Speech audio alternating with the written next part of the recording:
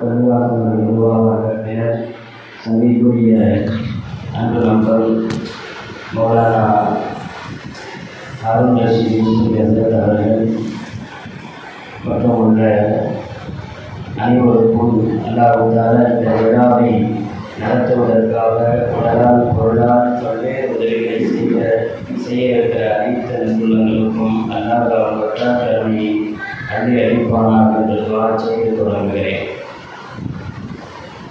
தாய்மார்கள், சகோதரிகள் தங்களுக்காக இந்த நேரத்தை தீனை தெரிந்து கொள்வதற்காக ஒதுக்கி இந்த நிகழ்வுக்கு வருகை தந்திருப்பது மிகவும் சந்தோஷம்.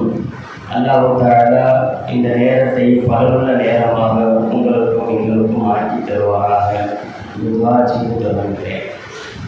பெண்கள் இந்த சமுதாயத்தின் மிக முக்கியஸ்தர்கள். உலகத்தின் இஸ்லாமிய அறிஞர்கள் எல்லாம் சொல்கிறார்கள், இந்த சமுதாயத்தின் சரிபாதி பெண்கள். சரிபாதி இந்த சமுதாயத்திற்குரிய மிகப்பெரிய பொறுப்பு இந்த பெண் சமூகத்திற்கு உண்டு என்று சொல்லுவார்கள். அல்லாஹ் ஜல்ல சுப்ஹானஹு வ தஆலா பெண்கள் நிசா என்று குர்ஆனிலே 85 இடத்தில் சொல்லுகிறார். தாய் என்ற பொருள்படுகிற உம்மு என்கிற வார்த்தையை 28 இடங்களில் சொல்லுகிறான். இன்னமும் பெண் என்று பொருள்பட இருக்கக்கூடிய அரபு சொற்களை அல்லாஹ் குர்ஆனிலே பல்வேறு இடங்களிலே பயன்படுத்துகிறான். குர்ஆன் ஒரு தனி அத்தியாயத்தை நிசா என்று ஒதுக்கி இருக்கிறது. அல்லாஹ் தஆலா பெண் சமூகத்திற்கு, பெண்களுக்கு ஒரு தனி மதிப்பை அளித்திருக்கிறான் என்பதை குர்ஆன் மிக அழகாக சொல்லும். நபிகள் நாயகம் ஸல்லல்லாஹு அலைஹி வஸல்லம் காலத்திலே பெண் பீடையாக பெண்ணை பெற்றெடுப்பதே ஒரு பெரிய சமூக அவலமாக நினைத்த போது நபி ஸல்லல்லாஹு அலைஹி வஸல்லம் அவர்கள் காலத்தில் மட்டுமல்ல, கியாமத்து வரைக்கும் அந்த களங்கத்தை துடைத்தார்கள். ஒரே ஒரு வார்த்தை, ஸல்லல்லாஹு அலைஹி வஸல்லம் செஞ்சதையெல்லாம் இந்த உம்மத்து செய்யணும்னு ஆசைப்படும் இல்லையா? நபி ஸல்லல்லாஹு அலைஹி வஸல்லம் எங்கே எப்போது எவ்வாறு செய்தார்களோ அதை அப்படியே செய்ய ஆசைப்படுகிற உலகமாக அல்லாஹ் அவர்களுடைய கௌமை சமுதாயத்தை ஆக்கிவிட்டார். அதன் அடிப்படையில குர்ஆன் சொல்லுகிறது, பெண் பிள்ளை பிறந்திருக்கிறது என்று சொன்னால் அவர்கள் முகம் கடுகடுத்து கருத்து விடும். அவ்வளவு துரதிர்ஷ்டமாக பெண்களை கருதிய காலம் அது. நபி ஸல்லல்லாஹு அலைஹி வஸல்லம் ஒரே வார்த்தையிலே மாற்றினார்கள், ஆனா அபுல் பனாத் லா தக்ரஹுல் பனாத். நான் பெண் பிள்ளைகளின் தகப்பன், பெண் குழந்தைகளை வெறுக்காதீர்கள் என்று ஸல்லல்லாஹு அலைஹி வஸல்லம் சொன்னார்கள். இப்போது பெண் குழந்தை பெற்றெடுப்பதை தவமாக இந்த சமூகம் பார்க்கிறது. அது மட்டுமல்ல, குழந்தைகளிலேயே பெண் குழந்தை பிறந்தால் அல்லாஹ் மலக்குகளை அனுப்பி அந்த வீட்டிற்கு வாழ்த்து சொல்கிறான் என்றெல்லாம் நபி ஸல்லல்லாஹு அலைஹி வஸல்லம் அவர்கள் ஒரு காலத்திலே ஓரங்கட்டப்பட்ட பெண் சமூகத்தை உலகத்தின் பிறர்க்கரிய பொக்கிஷமாக ஆக்கி தந்திருக்கிறார்கள் என்கிற போது நபிகள் நாயகம் ஸல்லல்லாஹு அலைஹி வஸல்லம் அவர்களுக்கு, அவர்கள் சொல்லிற்கு செயலிற்கு இந்த சமூகத்தில் பெண்கள் மிக கடமைப்பட்டிருக்கிறார்கள். எனவே பெண்கள் பயான் மஜ்லிஸிலே கலந்திருக்கிற தாய்மார்கள், சகோதரிகளுக்கு நிரம்ப விஷயங்களை சொன்னால் கடைசியில பயானிட்டு எதிர்த்து போகும்போது என்ன சொன்னாங்கிறதே தெரியாது. நல்லா இருந்துச்சு, நல்லா பேசினாங்க, எதுவுமே நிற்காது. அதனால நான் உங்களுக்கு ஒரு 5 விஷயத்தை மட்டும், நான் பேசுவதின் ரத்தின சுருக்கத்தை, தலைப்பை நான் இந்த 5க்குள் அடக்கி சொல்லுகிறேன். நான் இடையில கேட்கும் போது இன்ஷா அல்லாஹ் நீங்க சொல்லுங்க. பெண்களை குறித்து இஸ்லாம் சமுதாயம் பேச வேண்டிய, குர்ஆனும் ஹதீஸும் வைத்திருக்க வேண்டிய விஷயங்கள் என்றால் இந்த 5 உள்ளடக்கி விடலாம். இந்த 5க்குள்ள அடக்கிடலாம். நான் இந்த 5ஐயும் குறிப்பிடுகிறேன், நன்கு மனதில் நிறுத்திக் கொள்ளுங்கள். இன்ஷா அல்லாஹ் பயான் முடிஞ்சு போகும்போது இந்த 5 தலைப்பும் உங்க மனசுல இருந்தாலே போதும். இந்த பயான்ல என்னவெல்லாம் பேசப்பட்டது என்று பெரும்பான்மையாக ஞாபகம் வரும் இன்ஷா அல்லாஹ். முதல்ல ஹிஜாப். பெண்கள் அவர்கள் சார்ந்த ஹிஜாபை குறித்து அல்லாஹ் ரசூல் குர்ஆன் தீன் பேசுகிறது. இரண்டாவது, கணவனுக்கு கீழ்ப்படிந்து வாழ்தல். முதல்ல ஹிஜாப்.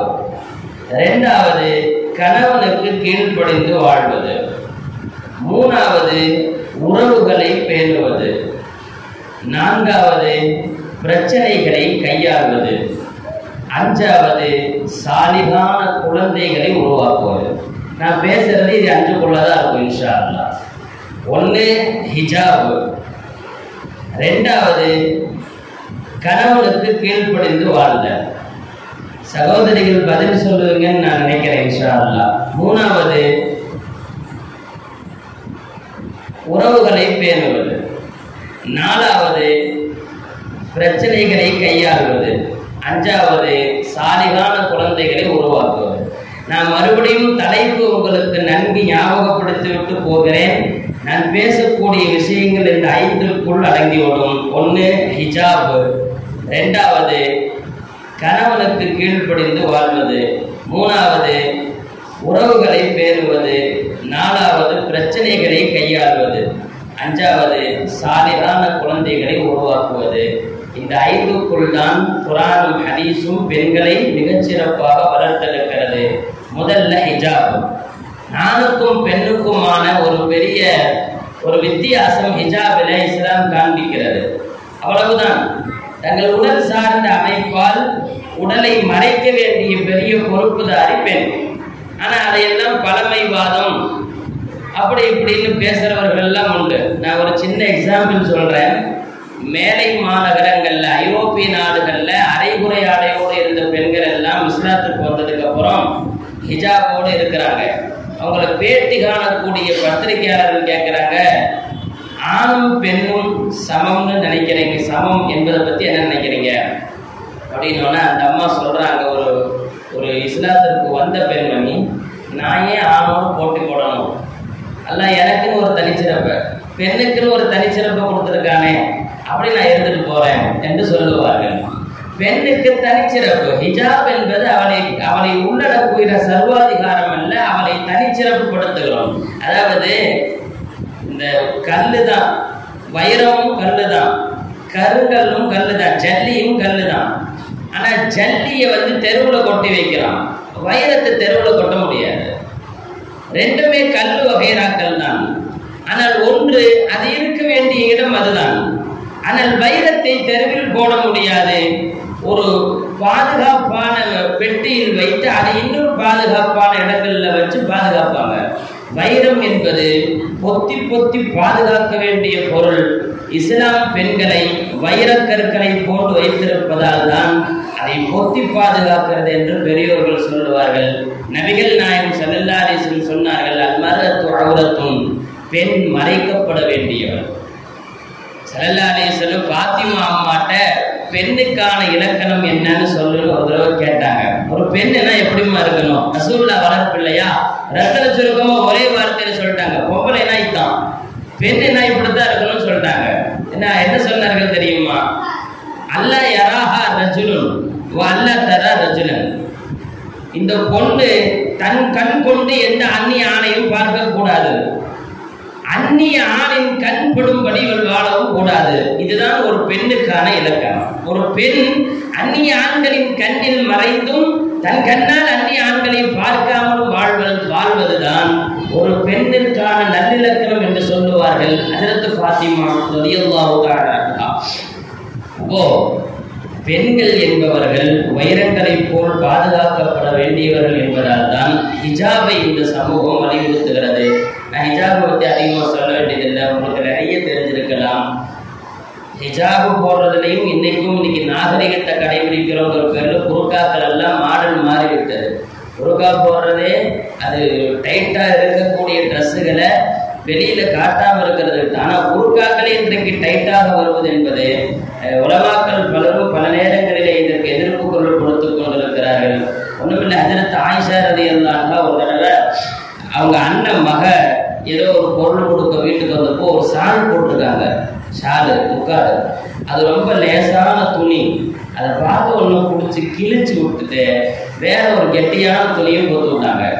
எவ்வளவு தூரம் ஹிஜாபுகளில் ரொம்பவும் பாதுகாப்பாக இந்த சமுதாயத்தை கையாண்டிருக்கிறார்கள் தமிழ்நாடு ஸல்லல்லாஹு அலைஹி வஸல்லம் மனைவிமார்கள் கூட. அதனால ஹிஜாபில் ரொம்ப கவனமாக இருப்பது. ஒரு பெண்ணுக்கான இலக்கணம் அந்நிய ஆண் கண்ணில் படக்கூடாது. அந்நிய ஆண்களை தன் கண்களால் பார்க்கவும் கூடாது. அப்படிப்பட்ட ஒரு நல்ல நிலையைத்தான் தீன் இஸ்லாம் சொல்லி காட்டுகிறது. ரெண்டாவது, நான் 5 விஷயத்துல சொன்னேன். சகோதரிகள் தாய்மார்கள் கவனிப்பீர்கள் என்று நினைக்கிறேன். நான் மறுபடியும் ஞாபகப்படுத்துகிறேன். 1 ஹிஜாப், அதை குறித்து சொல்லிவிட்டேன். 2வது கணவனுக்கு கீழ்ப்படிந்து வாழ்வது. இந்த கணவனுக்கு கீழ்ப்படிந்து வாழ்தல் என்பது இஸ்லாம் மாதிரி யாரும் சொல்லல. சஜிதா என்பது அல்லாஹ்வுக்கு மட்டும்தான். ஆனால் சஜிதா செய்வதாக இருந்தால் அதற்கான உரிமையை அல்லாஹ் மனைவிக்கு கணவனிடத்தில் வைத்திருந்திருப்பான் என்று ஸல்லல்லாஹு சொல்லுவார்கள். சஜிதா செய்கிற அளவிற்கு ஒரு மாபெரிய ஒரு பொறுப்பு, ஒரு பெரிய கவனமான உறவு கணவன் விஷயத்துல கண்ணியமா இருக்கிற பெண் அந்த தலைமுறை சிறப்பாயிரும். இந்த பாரம்பரியம் செலுத்தும். ஒரு கணவனை கண்ணியமா அல்லாஹ் ரசூலுக்காக மதிக்கிற மனைவியாக இருந்தால் அவள் பாரம்பரியமே சிறந்த முறையில் உருவாகும் என்பது பெரியோர்களுடைய கருத்து. அதனால கணவனுக்கு உரிய கண்ணியம் அளிக்க வேண்டும். ஏன் தெரியுமா? இந்த பிள்ளைகள்லாம் வீட்டில் வாழும்போது சின்ன பிள்ளையா இருக்கும், கடைக்கு தாட்டு விடுவாங்க. கொஞ்சம் பருவ வயசு பிள்ளையானாலும் வீட்டில் பாத்திரம் கழுவுற பெருக்கிற வேலையெல்லாம் அம்மா சில வேலைகள்லாம் ஒதுக்கிடுவாங்க. இப்படி வேலை செஞ்சே பழக்கப்படும்.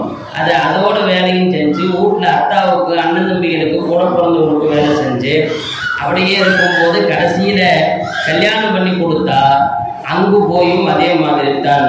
கடைசி வரைக்கும் பெண்கள் தங்களுக்காக மட்டுமல்ல தங்கள் சார்ந்த குடும்ப உறவுகளுக்காக உழைத்து கொண்டே இருப்பார்கள். இப்ப கூட பாருங்க, பயான் கேட்கணுங்கிற பெரிய பொறுப்பை விட நமக்கு பெற்ற குழந்தைகளை கூட்டு வந்து இந்த மாதிரி பராமரிக்கிறதும் பெரிய பொறுப்பு. இப்போ குழந்தைகளை கூட்டு வந்து ஒரு சபையில ஒரு அம்மா உட்கார வச்சு எப்படியாவது அந்த விஷயத்த இந்த சபையில இருந்துட்டு போயிடுவாங்க. இந்த குழந்தைகளை அட்ஜஸ்ட்மெண்ட் பண்றதை அத்தாமார்கள்ட்ட போக முடியாது. ஒண்ணுமில்ல, ஒரு அம்மா பொறுமையா பேர் பார்க்கிற பொறுமை எந்த ஆம்பளைக்கும் வராது. ஒரு ஆம்பளை மண்டைய அது சொரிஞ்சிச்சுன்னு சொன்னா அதுக்கு பேன் கிடைக்குங்கிற உணர்வு கூட ஆம்பளைக்கு வராது, அத்தாவுக்கு வராது. அது பொறுமையா அந்த அம்மா கூப்பிட்டு மடியில் படுக்க வச்சு பேன் சீப்பெல்லாம் போட்டு சீவி இருக்கிற பேனெல்லாம் எடுத்து அதோட கண்ணிலேயே காட்டு குத்தி இப்படியெல்லாம் மண்ணையை வந்து வச்சிருந்தா இப்படித்தான் எண்ணெய் போடணும் அப்படின்னு ஒரு பொட்டு கொட்டி இந்த மாதிரி அக்கறையோடு சொல்றாங்க பாருங்க. இந்த அக்கறை ஆண் சமூகத்திற்கு வராது. அதனாலதான் என்னவோ அல்லாஹ் தஆலா பெரிய பாக்கியவான்களாக்கிட்டான். நான் சொல்ல வர்றது, பெண்கள் ஒரு குடும்பத்துல ரொம்ப கஷ்டப்பட்டு வளர்ந்தவர்கள் அடுத்து கட்டிட்டு போற வீட்டுல அரசி ஆயிடுறாங்க. ஒரு வீட்டில சாதாரணமாக வாழ்பவர்கள் இன்னொரு வீட்டில அரசி ஆகிறார்கள். கடைசியில் அது போன உடனே ஆரம்பத்துல புது கல்யாணம் பண்ணதுக்கு எல்லார்ட்டையும் பேசுறதுக்கு சங்கடப்பட்டு கூச்சப்பட்டு அதெல்லாம் அப்படி இருக்கும். அப்புறமா பாருங்களேன், எல்லாரும் ஒரு ரொட்டிக்கு ஏங்கணும். இந்த அம்மா நாடகம் எல்லாம் பார்த்து முடிஞ்சு நகர்த்தி மெதுவா தூக்கிட்டு போய் அதைய கல்லில் போட்டு மறுபடியும் இன்டர்வல் கேப் விடுவாங்கல்ல, அப்பதான் கல்லுக்கு போகும். அந்த இடைவேளை முடிஞ்சு தொடரும் போது கல்லுல ரொட்டி இருக்கு, இந்த அம்மா டிவியில் நிற்கும். மாமியார் உட்பட தட்டல ஏஞ்சிட்டு தான் நிக்கிறேன், எப்பமா ரொட்டி வரும் ஒரு அடுத்த இன்டர்வல் போட்டா தான் அப்படிங்கிற அளவுக்கு இன்னைக்கு ஒரு வீட்டுடைய அரசி ஆகிறார்கள். உண்மை அதுதான். நல்லோர்கள் சொல்கிறார்கள், சாலிஹீன்கள் வீட்டில் மனைவிமார்கள் அரசிகள். அல்லாஹ் தஆலா அப்படி ஒரு பரிணாம வளர்ச்சி கொடுத்துட்டான் இல்லையா? அதுக்காகவே கணவனை மதிக்கணும். கணவனை மதிக்க வேண்டும் என்று இஸ்லாம் சொல்ல வேண்டிய விஷயம், தங்கள் பட்ட பாடுகளுக்கெல்லாம் தங்களை சிறந்த வாழ்க்கையை அல்லாஹ் அவர்கள் மூலம் தருகிறான். சமயங்களில் அல்லாஹ் தஆலா மிகச்சிறந்த நன்மையை அவர்களுக்கு தந்து விடுகிறான். எனவே ஒரு கணவனுக்கு கட்டுப்படுவது என்பது மிக முக்கியம். நான் இதுல எல்லாம் ஆழமா போக விரும்பல, ஏன்னா நீங்க நிறைய பயான்கள் கேட்டிருப்பீங்க. இப்ப கணவனை பத்தி பேசும்போது கூட சமயங்கள்ல கோபம்லாம் வந்துடும். எப்ப பார்த்தாலும் ஆண் சமூகத்திற்கே சப்போர்ட் பண்றீங்களே, இல்ல இன்ஷா அல்லாஹ் அப்படி குறிப்பிடுத்துட்டு வரல. இப்போ பெண்களுக்கு தான் நிறைய குர்ஆன் ஹதீஸும் அல்லாஹ் தஆலா எவ்வளவு வச்சிருக்கிறான்னு வியந்து தள்ளுகிற அளவுக்கு அல்லாஹ் நிறைய பெண்களை பற்றி மிகச்சிறப்பாக சொல்லுகிறார். நான் சொல்ல வருகிற ஒரு விஷயம் என்னன்னா, ஒரு கணவனுடைய உள்ளத்துல ஒரு மனைவி இடம் பிடித்து விட்டார். ஏன் அல்லாஹ் தஆலா சொல்றான் தெரியுமா? ஒரு மனைவி கணவனுக்கு கட்டுப்படணும்னு. எந்த மனைவி கணவனுக்கு கட்டுப்பட்டு அவர்கள் உள்ளத்துல இடம் பிடிச்சிடுறாங்களோ அந்த மனைவியை எவ்வளவு காலமானாலும் கணவன் மறக்க மாட்டார். நான் ஒரு உதாரணம் சொல்லட்டுமா? கண்மணி நாயகம் ஸல்லல்லாஹு அலைஹி வஸல்லம் 11 மனைவிகளை கட்டி வாழ்ந்தார்கள். அதுல முதல் ஹதீஜா அம்மாவோட தான் வாழ்ந்தாங்க. ஹதீஜா அம்மாவை கடைசி வரைக்கும் ஸல்லல்லாஹு அலைஹி வஸல்லம் மறக்கவே இல்லை. எது வரைக்கும் தெரியுமா? அவங்க வஃபாத்தாகி ரொம்ப காலம் ஆயிடுச்சு. நபிகள் நாயகம் ஸல்லல்லாஹு அலைஹி வஸல்லம் நபியாக ஆன போது அவர்களுக்கு ஏற்பட்ட சிரமங்களில் கூட இருந்தவர்கள் ஹதீஜா ரலியல்லாஹு அன்ஹா. எல்லா தருணத்திலையும் சொல்லுவாங்க, யாரும் சொல்ல வருத்தப்படாதீங்க, நீங்க நல்லவங்களுக்கு, நீங்க வறியவங்களுக்கு உபகாரம் செய்யறீங்க, கஷ்டப்படுறவங்களுக்கு எல்லாம் செய்யறீங்க, அல்லாஹ் உங்களை கைவிட மாட்டான்னு சொல்லுவாங்க. நபி ஸல்லல்லாஹு அலைஹி வஸல்லம் படாத பாடுபட்டு ஹிஜ்ரி 8ல மக்காவை வெற்றி கொண்டு வர போது பேச்சுவார்த்தை நடக்குது. ஸல்லல்லாஹு அலைஹி வஸல்லம் டென்ட் போட்டு தங்கின இடம் கதீஜா அம்மாவுடைய கபருக்கு பக்கத்துல பேச்சுவார்த்தை நடந்து முடிந்து நபி ஸல்லல்லாஹு அலைஹி வஸல்லம் இடத்துல செய்தி வருகிறது, மக்கா வெற்றி கொண்டாச்சுன்னு சொல்லி. ஸல்லல்லாஹு அலைஹி வஸல்லம் உடனே கதீஜா அம்மாவுடைய கபரை பார்த்து சொன்னாங்க, கதீஜா, நீ சொன்னது மாதிரி அல்லாஹ் என்ன கைவிடல. நான் சொல்ல வருவது, என்றோ ஒரு நாள் வாழ்க்கையில் கரம் பிடித்த போது சொன்ன வார்த்தையை தங்களுடைய வெற்றிக்கு முதல் படி தான் பெற்ற இவ்வெற்றி உனக்கு சமர்ப்பணம் என்ற அடிப்படையில கதீஜா அம்மாவுடைய கபருக்கு பக்கத்துல உட்கார்ந்து ரசூல் ஸல்லல்லாஹு அலைஹி வஸல்லம் பேசுவாங்க, கதீஜா, நீ சொன்ன மாதிரியே அல்லாஹ் என்னை வெற்றி கொடுத்துட்டான். அதனால தாய்மார்களே, சகோதரிகளே, கணவனின் உள்ளத்தில் நல்லிடம் பிடித்து விடுங்கள். உங்களை எக்காலம் மறக்காதவராக அல்லாஹ் அந்த கணவரை ஆக்கி விடுவான். இதற்கு நபி ஸல்லல்லாஹு அலைஹி வஸல்லமுடைய குடும்ப உறவு நமக்கு மிகப்பெரிய சான்றாக இருக்கிறது. எனவே நான் சொல்ல வந்ததில் 2 விஷயத்தை சொல்லி இருக்கிறேன். ஒன்று ஹிஜாபு, 2வது கணவனுக்கு கீழ்ப்படிந்து வாழ்வது, 3வது உறவுகளை பேணுவது. இந்த உறவுன்னு சொன்னா பெண்கள் எல்லாம் தங்க அத்தா அம்மா கூட பிறந்தவங்க அவங்களுடைய உறவுல உள்ளவங்க. இந்த கணவன் உறவாக மதிக்கிறது இல்லை. கணவன் உறவுகளுக்கும் உரிய மரியாதை தரணும். காரணம், உறவுகளை பேணுவதால் அல்லாஹ் தஆலா பரக்கத் ஏற்படுத்துறான். ஸல்லல்லாஹு அலைஹி வஸல்லம் சொன்னாங்க, மன் ஹப்ப அன் யஸ்துலஹு ரிஸ்கஹு வ யன்ஷலஹு ஃபி அஸரிஹி ஃபயஸில் ரஹமஹு. யாருக்காவது பொருளாதாரம் பரக்கத்தாக விசாலமாக வேண்டும் என்றால், அவருடைய ஆயுசுல் அதிகம் வேண்டும் என்றால் அவர் தன்னுடைய உறவை பேணிக் கொள்ளட்டும்ங்கிறாங்க. நீண்ட ஆயுசு வாழணும்னாலும், பொருளாதாரம் நிறைய பணக்காரரா வாழணும்னாலும், உறவுகளிடத்துல நல்ல முறையில நடந்தா அல்லாஹ் தஆலா அதை கொண்டு கொடுத்துருவான். எனவே உறவுகள் என்று சொன்னால் கணவனினுடைய பெற்றோர்களான தாய், அந்த மாமியார், நாத்தனார், இவர்களோடும் தான். இவர்கள் எப்படி வேணா இருந்துட்டு போட்டோம், நாம அவர்களிடத்துல உறவை சரியாக வைத்துக் கொண்டால் அல்லாஹ் நமக்கு தகுந்த மாதிரி பார்த்திடுறோம். இன்னைக்கெல்லாம் மாமியார் அது துனியா முடிகிற வரைக்கும் மாற்ற முடியாத பிரச்சனை மாமியார் மருமக பிரச்சனை. துனியா முடிகிற வரைக்கும் அதில் சவகாசம் எந்த சபரசும் பண்ண முடியாது. அதனால வீட்டுக்காரெல்லாம் ஒதுங்கிடுவார். மீம்ஸ் போடுவாங்கல்ல, மீம்ஸ் எல்லாம் பார்க்கறது தாய்மாரெல்லாம் இன்னைக்கு நிறைய பேர் செல்போன்ல இன்வால்வ் ஆகி நிறைய ஸ்டேட்டஸ் இன்ஸ்டாகிராம்லாம் ஃபாலோவர்ஸாகவோ அல்லது தனி அக்கௌண்ட் வச்சிருப்பீங்க. உங்களுக்கு தெரியும், இந்த ரீல்ஸ் அந்த மீம்ஸ் போறதுல ஒருத்தர் போட்டிருக்கான், 2 டயரு, லாரி டயரு, நடுவில் ஒரு எலுமிச்சம்பழம் மாட்டிருக்கு. அதுக்கு உதாரணம் எழுதலாம், மாமியார் தாய்க்கும் மனைவிக்கும் மத்தியில் மாட்டிக் கொண்டிருக்கக்கூடிய கணவன் மாதிரி. எப்படி 2 டயருக்கு நடுவில் மாட்டிருக்க எலுமிச்சம்பழத்தை பார்த்து அம்மாவுக்கும் மனைவிக்கும் நடுவில் இப்படித்தான் முடிக்கிறான். அதாவது முழுசா நெசுங்கவும் இல்லை, அங்க இருக்கிற இடத்துல தாங்கிக்கவும் முடியாது. முழுசா நெசுங்கி சாராகவும் இல்லை, இருக்கிற நெருக்கடியும் தாங்க முடியாது, தப்பிக்கவும் முடியாது. இப்படி ஒரு இக்கட்டான விஷயம்தான் மாமியாருக்கும் மனைவிக்கும் மத்தியில் நடக்கக்கூடிய விஷயம். ஒரு பொம்பளை பக்கத்து வீட்டில் ஒரு அம்மா இருந்துச்சான். அந்த அம்மா கூட சண்டை போட்டுக்கிட்டே இருந்திருக்குது. வீட்டுக்காரு என்னைக்குமே வாய் திறக்காதவரும் பாவப்பட்டு கேட்டிருக்காரு, ஏமா அந்த அம்மாவை பார்த்தா நல்ல பொம்பளை மாதிரி தெரியுது, அடிக்கடி அதை வம்புகளுக்கிறைய பாவம் இல்லையான்னு சொன்னோன்னே மனைவி சொல்லிச்சான், சும்மா இருங்க, அந்த பொம்பளையை பார்த்தா உங்க அம்மா ஜாடையிலே இருக்கு, அதான் எனக்கு பிடிக்கலன்னு சொல்லிச்சான். இப்ப எல்லாம் மாமியார்கிட்ட பிரச்சனை பண்றது போய் மாமியார் ஜாடையில யாராவது தெரிஞ்சா கூட அவங்களுக்கு பிடிக்கிறது இல்லை. அப்படியெல்லாம் காலம் உலகம் போயிருக்குது. மாமியாருக்கு அம்மாவுக்கு உடம்பு சரியில்லைன்னு வீட்டுக்காரர் போய் விசாரிச்சு வந்திருக்கிறார். இந்த அம்மா கேட்டிருக்குது, என்னாச்சு உங்க அம்மாவுக்குன்னு. எங்க அம்மாவுக்கு மூச்சு விடுறக்கே முடியலையா, ரொம்ப சிரமமா இருக்குன்னு சொல்லியிருக்கிறார். இந்த அம்மா மைண்டு வயசுன்னு நினைச்சிட்டு வெளியே சொல்லிடுச்சு, அவ்வளோ சிரமப்பட்டு ஏன் விடணும், அவ்வளோ சிரமப்பட்டு ஏன் மூச்சு விடணும் அப்படின்னு என்ன அர்த்தம் புரிஞ்சுக்குங்க. அவருக்கு கேட்ட உடனே அதிர்ச்சி ஆயிடுச்சு. அப்போ மாமியார் மருமகள், மாமியாரோடு இருக்கக்கூடிய உறவுகள் எல்லாம் அவர்கள் மீது ஒரு விதமான வெறுப்பு என்பதை தாண்டி இஸ்லாம் கூறுவது போல் அவர்கள் நம்முடைய கணவனின் உறவுகள் அவங்க மேல கரிசனமும் கண்ணியமும் காட்டினால் அல்லாஹ் தஆலா மிகச்சிறந்த நிலையை நமக்கு உருவாக்கி கொடுப்பான் இன்ஷா அல்லாஹ். எனவே பெண்களுக்கு இஸ்லாம் கூறக்கூடிய விஷயங்களில் மிக முக்கியமானது ஒன்று ஹிஜாப், இரண்டாவது கணவருக்கு கீழ்ப்படிந்து வாழ்வது, மூன்றாவது உறவுகளை பேணி வாழ்வது.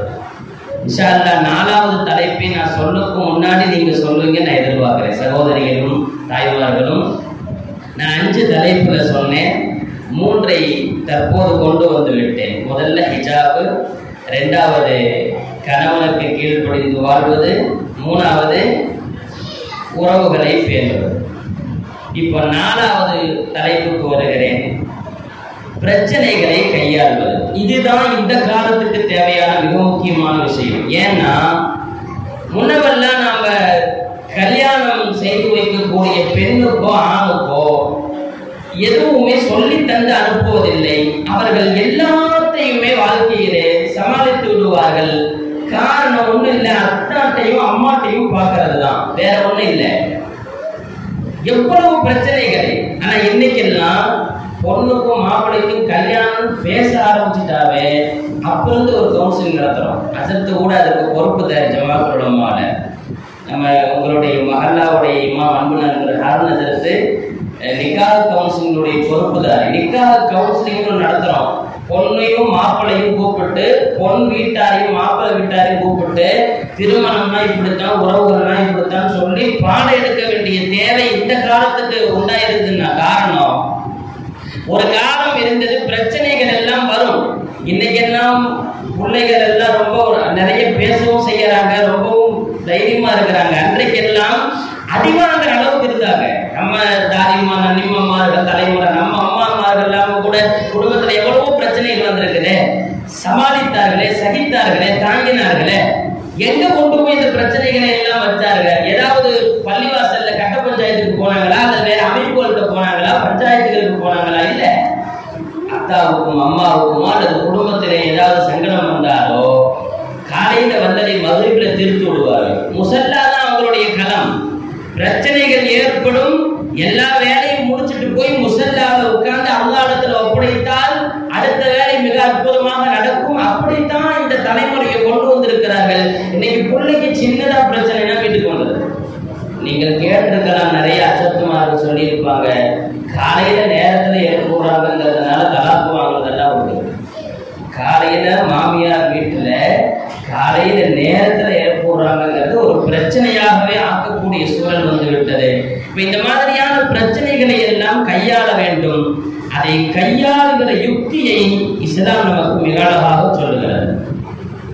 நபிமார்கள்ல உலுல் அஸ்ம், வைராக்கியமானவர்கள் சில நபிமார்கள் அல்லாஹ் சொல்றான். அதாவது என்ன நடந்தாலும் பாத்திரனா அப்படின்னு ஒரு தைரியத்தோடு, துணிச்சலோடு, வைராக்கியத்தோடு இருக்கிறவங்களுக்கு தான் உலுல் அஸ்ம்னு பேரு. இப்படி 5 நபிமார்கள் அல்லாஹ் சொல்றான். என்னன்னா, களத்தில் இறங்கி பிரச்சனை என்று வருகிற போது உதவு காட்டி ஓடிடக்கூடாது, ஐயோ என்னால முடியலன்னு. கடைசி வரைக்கும் நின்று அதை சமாளித்து தீர்க்க வேண்டும். அப்படி தீர்த்த நபிமார்கள் வைராக்கியஸ்தர்கள். அந்த வைராக்கியங்களை அல்லாஹ் இந்த தீனுடைய தாய்மார்களுக்கு, பெண்களுக்கு வேண்டும் என்கிறார். சீக்கிரமா விட்டுட்டு போயிடக்கூடாது. ஒரு அம்மா கணவர் திட்டுறாரு, மாமியார்னால பிரச்சனை அப்படின்னு வந்துருச்சுன்னா குடும்பம் விளங்குமா? குழந்தைகளுடைய எதிர்காலம் நல்லா இருக்குமா? அப்படி எல்லாம் ஒரு காலத்துல இல்லாமல் இருந்ததால் தான் இன்றைக்கு வரைக்கும் நல்ல பிள்ளைகளை வளர்க்க முடிந்தது. ஆனால் இன்றைக்கு பெருகிவிட்டது. சாதாரணமான பிரச்சனைகளுக்கெல்லாம் வீட்டுக்கு வந்தார். ஒரு மாபெரிய அரபு நாட்டினுடைய அறிஞர் முஸ்தபா மன்ஃபுலூத்தி ரஹிமஹுல்லாஹ். முஸ்தபா மன்ஃபுலூத்தின்னு ஒரு பெரிய அறிஞர் இருந்தார். அவர்கிட்ட ஒரு லெட்டர் எழுதி ஒரு மசாயில் கேட்குறாங்க. என் மனைவி 2 கண்ணும் தெரியல, அவங்களுக்கு ரொம்ப பலவீனமாயிடுச்சு, நான் 2வது திருமணம் செஞ்சுக்கலாமான்னு கேட்டு ஒரு கடிதம் எழுதினார். அப்ப இவங்க பதில் என்ன சொல்லல, அதான் தாராளமா கூடுமே, 2வது திருமணம் கூடும். ஆனா எவ்வளவு அற்புதமா முஸ்தபா மன்சூரி பதில் சொன்னார் தெரியுமா? அவங்க எழுதினாங்க திரும்ப வருமா பதில், இதே உங்களுக்கு 2 கண்ணும் போயிருந்தா உங்க மனைவி இப்படி ஒரு கடிதம் எழுதியிருக்க மாட்டாங்கன்னு சொல்றாரு. அவ்வளவுதான். கல்யாணம் பண்ணலாமா வேணாமான்லாம் இல்ல.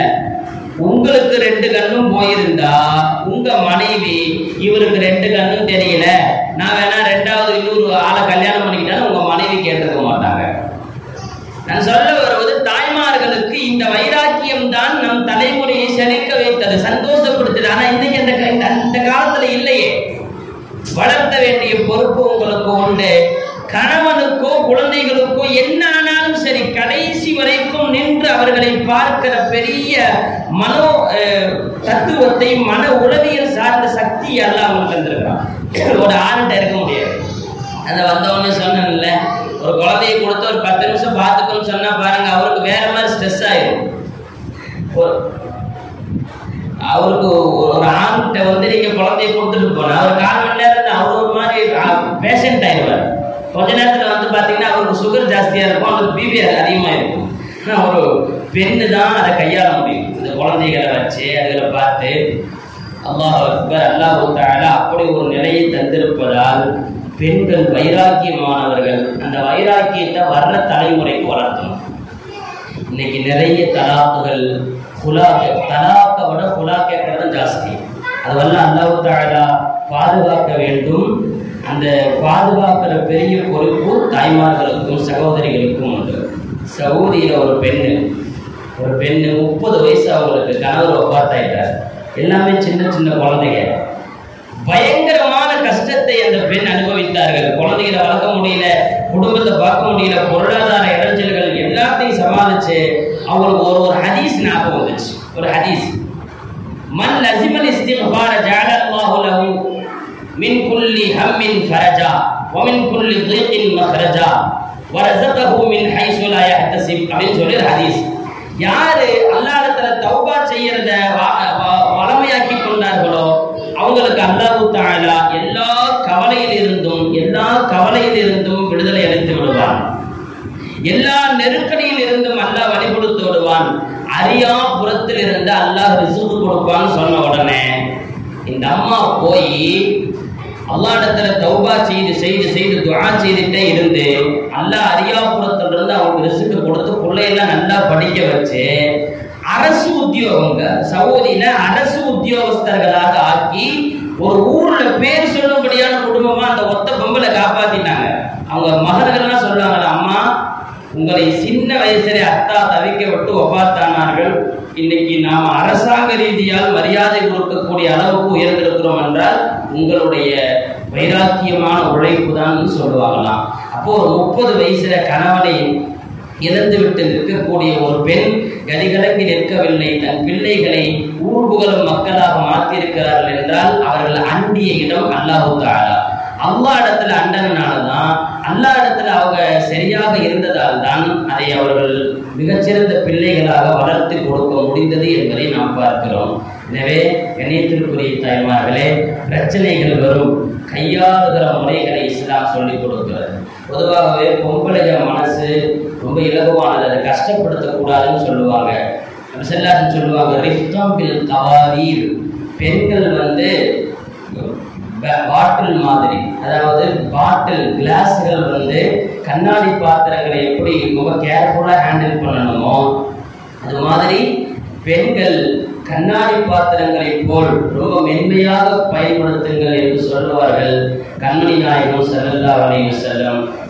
பெண்களுடைய மனம் இலகுவானது, அந்த இலகுவான மனதை புண்படுத்தக்கூடாது. உங்களுக்கு தெரிந்திருக்கிற ஒரு வரலாறு, இப்ராஹிம் அலைஹிஸ்ஸலாமுக்கு சாரா அம்மா முதல் மனைவி. சாரா அம்மாவுக்கு அடிமையாக வேலை செய்வதற்கு கொடுக்கப்பட்ட பெண்ணு தான் ஹாஜரா. சாரா அம்மாவுக்கு குழந்தை இல்லைன்னு இப்ராஹிம் இஸ்லாமுக்கு ஹாஜரா அம்மாவை அவங்க தான் கட்டி வச்சாங்க. ஹாஜரா அம்மாவுக்கு குழந்தை பிறந்தது இஸ்மாயில் அலைஹிஸ்ஸலாம். இஸ்மாயில் அலைஹிஸ்ஸலாம் இப்ராஹிம் இஸ்லாம் கொஞ்சத்தை பார்த்தோன்னே சாரா அம்மாவுக்கு மனசு கஷ்டமா இருக்கு. மனசுக்கு கஷ்டமா இருந்தனால அல்லாஹ் தஆலா ஹாஜரா அம்மா கொண்டு போய் சாரா அம்மாவுக்கு தெரியாம கண்ணுக்கு பார்க்காத மாதிரி வச்சிருக்கேன்னு சொல்லிட்டான். இங்க யோசிக்கிற இடம் என்னன்னா, அப்ப ஹாஜரா அம்மா அல்லாஹ் கஷ்டப்படுத்துறானா? இல்ல, ஹாஜரா அம்மா கொஞ்சம் சிரமப்பட்டாலும் அல்லாஹ் தஆலா மிக சிறப்பான நிலையை அந்த இடத்துல அவங்களுக்கு கொடுத்துட்டான். சாரா அம்மாவின் மனம் கஷ்டப்படக்கூடாது என்று அல்லாஹ் தஆலா ஹாஜரா அம்மாவை தூரப்படுத்துங்கள் என்று சொல்லுவதில் பெண்களின் மனம் பாடுபடக்கூடாது என்பதை அல்லாஹ் பார்க்கிறார். ஆண் இல்லாமல், ஆண் துணை இல்லாமல் ஈசா நபியை பெற்றெடுத்தவர்கள் மரியம் அலைஹிஸ்ஸலாம். மரியம் அலைஹிஸ்ஸலாம் பிரசவ கஷ்டங்கள்ல ஒரு மரத்துல சார்ந்து ரொம்ப சிரமப்பட்டு இருக்கும் போது அல்லாஹ் சொன்ன ஒரு வார்த்தை குர்ஆன்ல வருகிறது. உங்களுக்கு தெரியும், படித்திருக்க கூடும், ஓதி இருக்க கூடும். அல்லாஹ் தகாஃபி வலா தஹ்சனி. மரியம் அலைஹிஸ்ஸலாம் பார்த்து சொல்றான், நீ கவலைப்படாத, நீ கவலைப்படக்கூடாது, நீ பயப்படக்கூடாது. அந்த பிரசவ கஷ்டத்துல அல்லாஹ் அவங்களுக்கு செஞ்ச அருள் என்னன்னா, பலவீனமாக இருக்கக்கூடிய அவர்களுக்கு உணவு எப்படி வந்துச்சுன்னா, மரியம் நீ சாய்ந்திருக்கும் மரத்தை உழுக்கு, பேரிச்சம்பழம் கீழே விழுகும், அதை சாப்பிட்டுக்கோ. நீ நீட்டி வைத்திருக்கிற காலை லைட்டா தட்டு, அங்கிருந்து தண்ணீர் வரும், நீ குடித்துக்கோ என்று சொன்னான் அல்லாஹ். பெண்களுடைய மனம் அதிக கஷ்டப்படுவதை அல்லாஹ் விரும்புகிறதே இல்லை. அப்படி பார்த்துக் கொள்கிறான் அல்லாஹ் தஆலா. சங்கையான கண்ணியமான மக்களை, கண்ணியமான பெண்களை அல்லாஹ் தஆலா மிக கண்ணியமாக நடத்துவான். அவருடைய மனம் சங்கடப்படும்படி எதுவும் நடக்கக்கூடாது, அந்த மனசை கஷ்டப்படுத்தக்கூடாதுன்னு சொல்லிட்டான். கணவன்மார்களுக்கு எச்சரிக்கை என்ன தெரியுமா? ஸல்லல்லாஹு அலைஹி வஸல்லம் மதீனாவுல பொம்பளைகள்லாம் வந்து வீட்டுக்காரங்களை அடிக்கிறாங்கன்னு சொல்லி நின்னாங்க. ஸல்லல்லாஹு அலைஹி வஸல்லம் பொது சபையில சொன்னாங்க, என் வீடு தேடி வந்து நீங்கள் கணவர்கள் அடிக்கிறீர்கள் என்று சொல்லக்கூடிய புகாரை என்னால் சகித்துக் கொள்ள முடியவில்லை.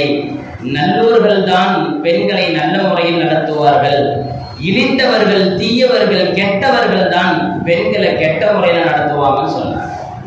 அடிப்பதோ, சங்கடப்படுத்துவதோ, மனதை புண்படுத்துவதோ இருக்கக்கூடாது என்று சொல்லுகிற ஸல்லல்லாஹு அலைஹி வஸல்லம் பெண்களை ரொம்ப மென்மையா ஹேண்டில் பண்ணணும், அவங்க மனசுக்கு கவலை வரக்கூடாதுன்னு சொல்றாங்க. அதே மாதிரி சங்கைக்குரிய தாய்மார்களே, சகோதரிகளே, பெண்களுடைய பேச்சுக்கு ஒரு மரியாதை இருக்குது. அல்லாஹ் இடத்துலையும் தான் பொதுவாகவே பெண்களுடைய பேச்சுக்கு ஒரு மரியாதை. ஃபிரௌன் ஆக பெரிய கொடுங்கோல் ஆட்சியாளர். ஃபிரௌனுடைய மனைவி ஆசியா ரலியல்லாஹு அன்ஹா. இந்த ஆசியா அம்மா ஃபிரௌன் யாரு வந்தா நம்மளை கொண்டு விடுவான்னு நினைச்சு எல்லா குழந்தையும் கொண்டானோ, அப்படிப்பட்ட மூசா அலைஹிஸ்ஸலாம் தங்க வீட்டுக்கே வந்துட்டாங்க குழந்தையா. இப்ப அந்த குழந்தையும் கொல்ல போற ஃபிரௌன்ட்ட ஆசியா அம்மா சொன்னாங்க, குர்ரத்து ஐனின் லீ வலக்க, கொன்றாதே, இந்த குழந்தையை பார்த்தா அழகா இருக்கு, நல்லா இருக்கு, உனக்கும் எனக்கும் கண்குளிர்ச்சியான குழந்தையா இருக்கும்னு சொன்னப்போ ஃபிரௌனுடைய மனம் மாறி அந்த குழந்தையை கொல்லல. ஆக கொடுங்கோல் ஆட்சியாளனுடைய மனசையும் பெண்களால் மாற்ற முடியும்.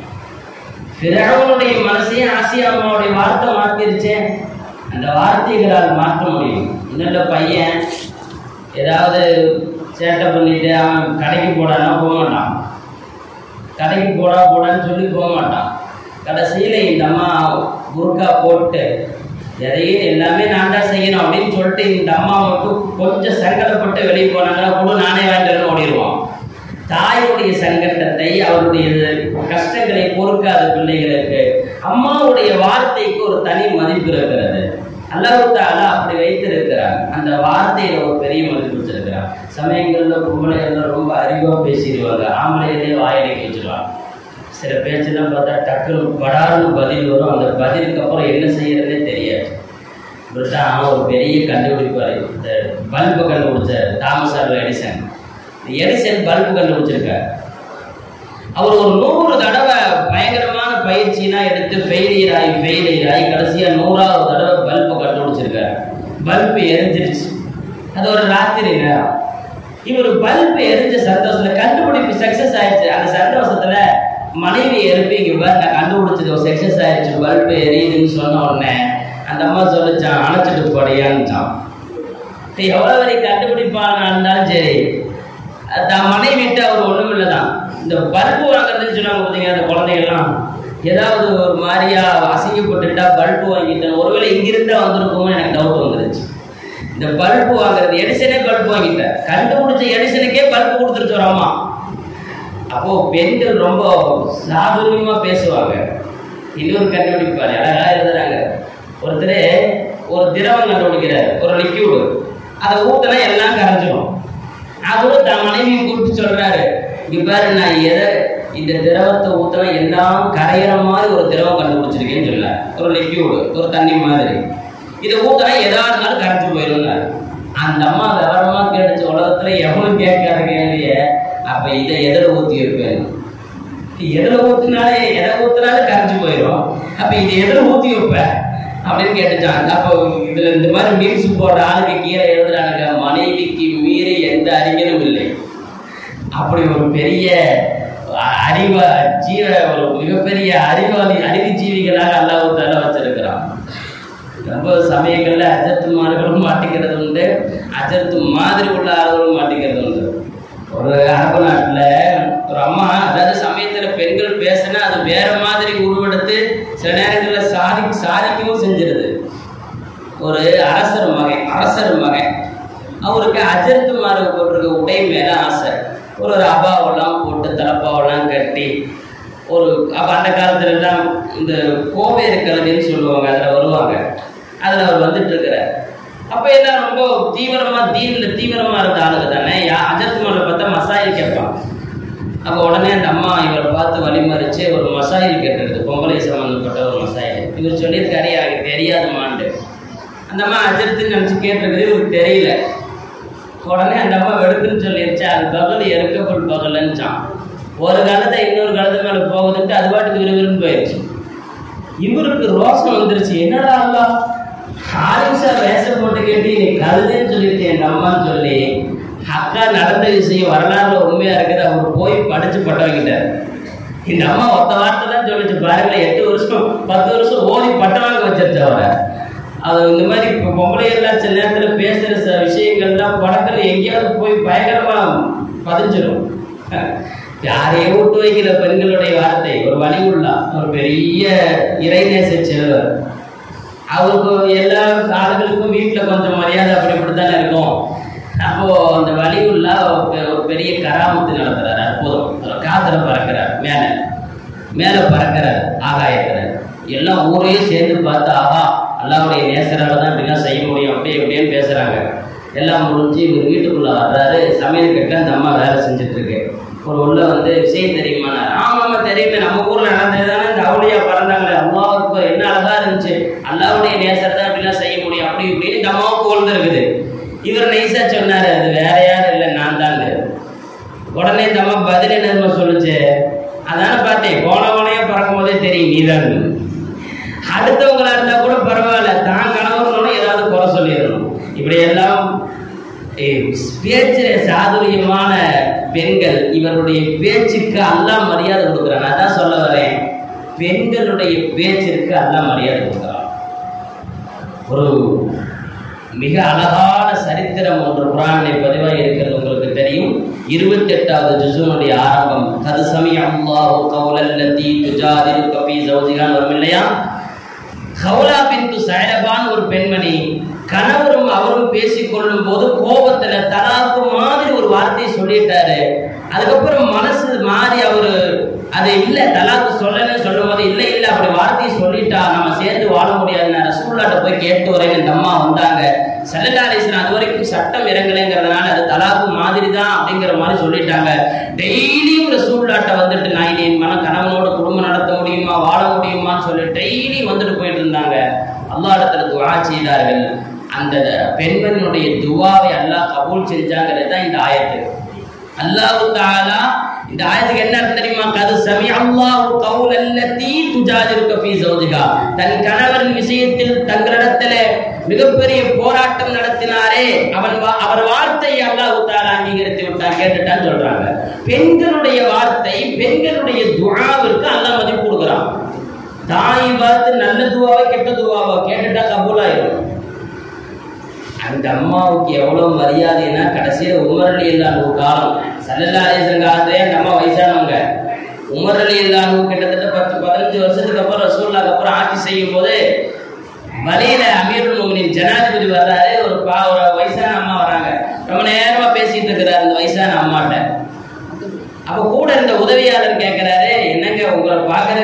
ஜனாதிபதிகள்லாம் வந்து லைன்ல காத்துட்டு இருக்கணும். நீங்க என்னன்னா அந்த அம்மா ரொம்ப நேரம் நிக்க வச்சு பேசுது, நீங்களும் பேசிட்டு இருக்கீங்களே ஒரு கிளவிட்ட அப்படின்னு கேட்டாரு. என்னையா சொன்ன கிளவியா? ஹாதிஹி இம்ராத்துன் சமிஅல்லாஹு ஷக்வாஹா ஃபௌக சப்அ ஸமாவாத்தின்.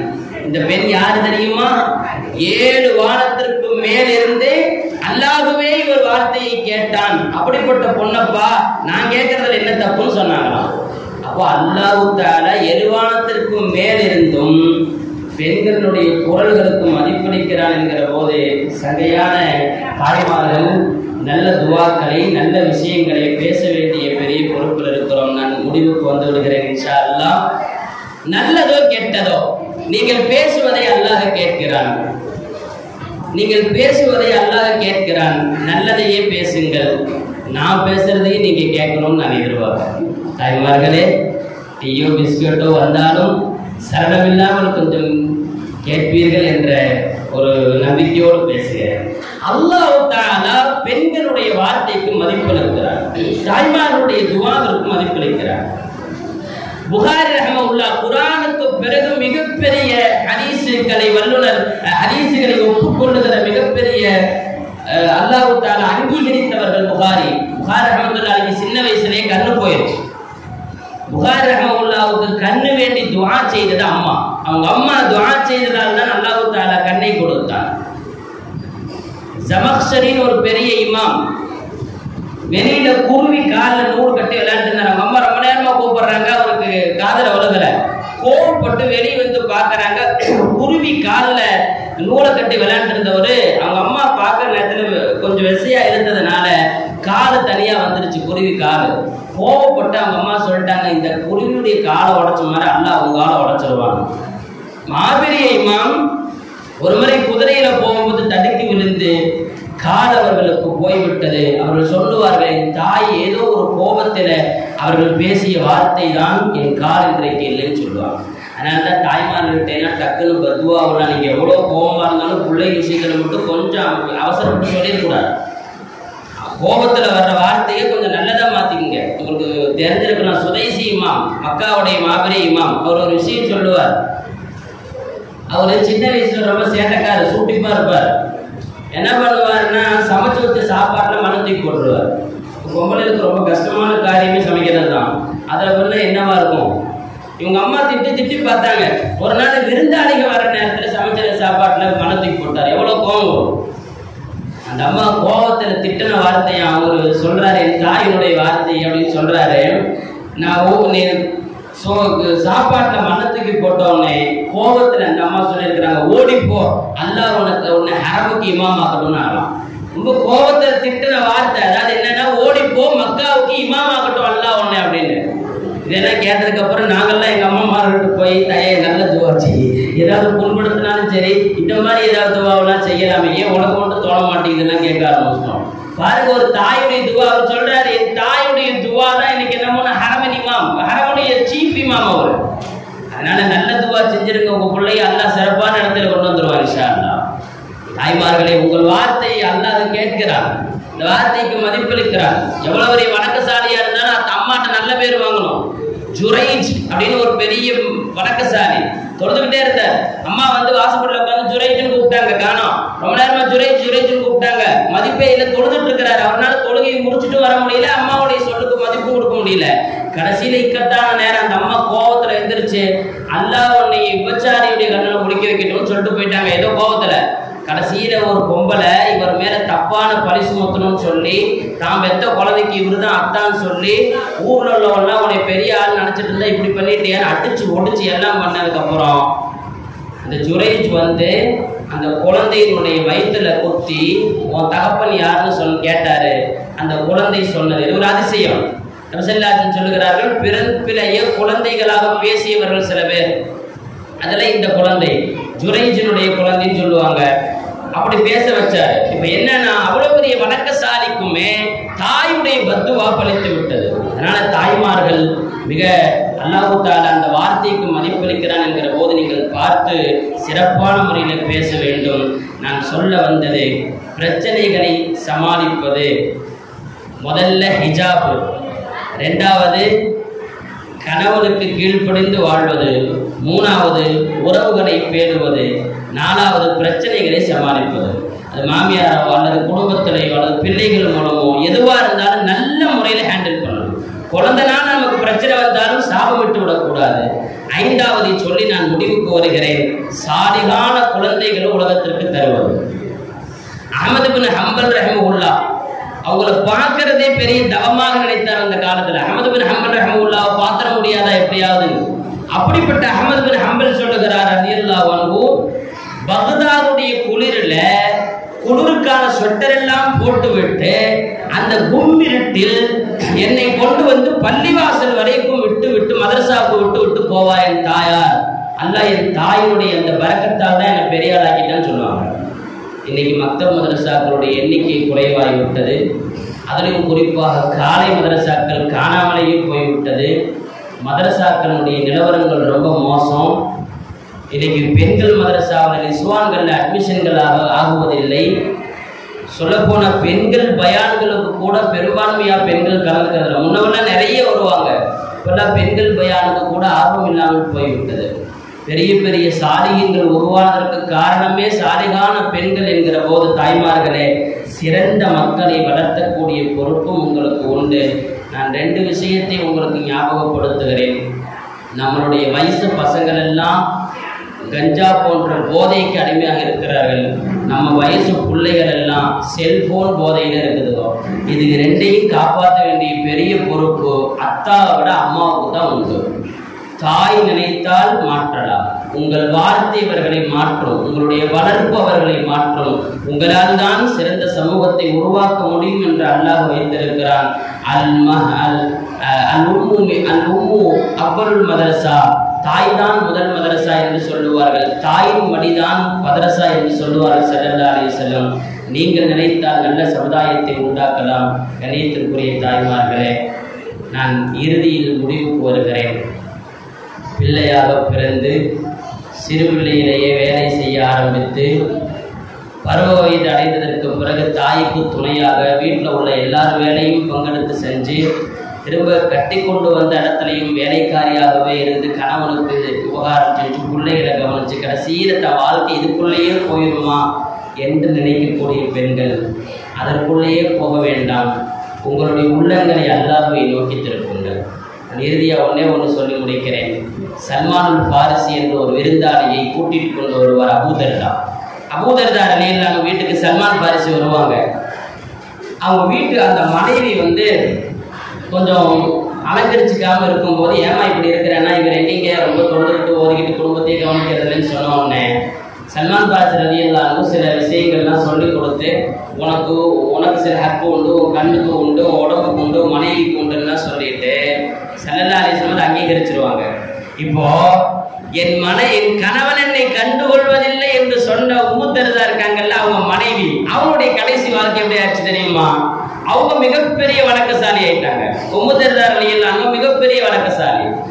இந்த உலகத்துல யாரா இருந்தாலும் நமக்கு தர வேண்டிய பொறுப்பு எல்லாம் சரியா கொடுத்துட்டு அல்லாஹ்ட்ட போயிடணும். எனவே கண்ணியத்திற்குரிய தாய்மார்களே, உங்கள் பகலெல்லாம் உங்களுடைய நேரங்கள் எல்லாம் பிள்ளைகளுக்கு கணவனுக்கு என்று போக மீதி உள்ளதை முசல்லாவிலே அல்லாஹ்வுக்காக உங்கள் வாழ்க்கையை அர்ப்பணியுங்கள்.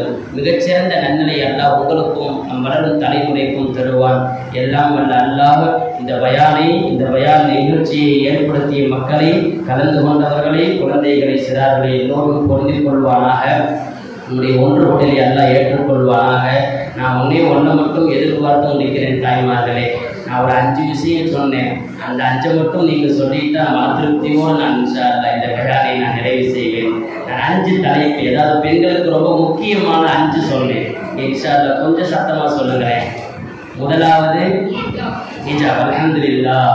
2வது அல்ஹம்துலில்லாஹ் கணவனுக்கு கீழ்ப்படிதல். 3வது மாஷா அல்லாஹ் உறவுகளை தேர்தல். 4வது அல்ஹம்துலில்லாஹ் பிரச்சனைகளை கையாளுவது. 5வது அல்ஹம்துலில்லாஹ் ஹம்தன் கஸீரன் தய்யிபன் முபாரக்கன் ஃபீஹி. அல்லாஹ் உங்களுக்கு பரக்கத் செய்வானாக. தாய்மார்கள், சகோதரிகள், மிகச்சிறப்பாக இந்த 5ல நீங்க நினைச்சு பார்த்தா நான் என்ன சொன்னேங்கிறது வந்துடும். இன்ஷா அல்லாஹ் அல்லாஹ் ஒரு உலகத்தில் கொடுத்து விடுவான். எல்லாம் உள்ள அல்லாஹ் அவனும் அவன் ரசூலும் போதிக்கும் முன்னும் வாழ்ந்து நாளை நாம் இப்படி அல்லாஹ்வுக்காக ஒன்று கூடியது போல் மறுமையில அவனை பார்ப்பதற்காக அல்லாஹ் தாலா எல்லோரையும் ஒன்றாக இணைப்பான வாட்சியை நிறைவு செய்ய வாய்ப்புக்கு நன்றி கூறுகிறேன்.